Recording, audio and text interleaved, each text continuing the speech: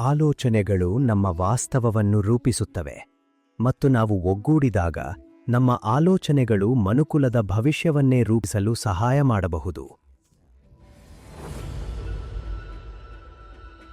December 21ರಂದು ನೀವು ಎಲ್ಲೇ ಇದ್ದರೂ, ಬೆಳಗಿನ ಬೆಳಕಿನಲ್ಲಿ ಇರಲಿ ಅಥವಾ ಮಧ್ಯರಾತ್ರಿಯ ನಿಶ್ಶಬ್ದತೆಯಲ್ಲಿ ಇರಲಿ, ಬನ್ನಿ ಒಟ್ಟಿಗೆ ವಿರಾಮ ತೆಗೆದುಕೊಳ್ಳೋಣ.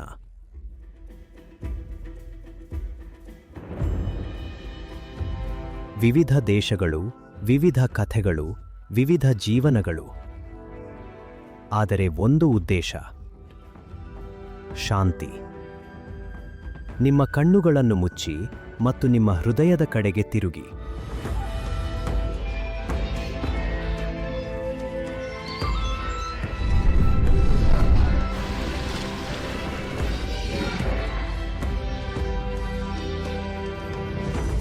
ಜಾಗತಿಕ ಲಯಕ್ಕೆ ಹೊಂದಿಕೊಳ್ಳಿ.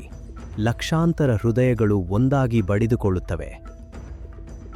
ಇದು ಕೇವಲ ಧ್ಯಾನವಲ್ಲ, ಇದು ಒಂದು ಸ್ಮರಣೆ. ನಾವೆಲ್ಲರೂ ಒಂದೇ. ಒಂದು ಜಗತ್ತು, ಒಂದು ಹೃದಯ.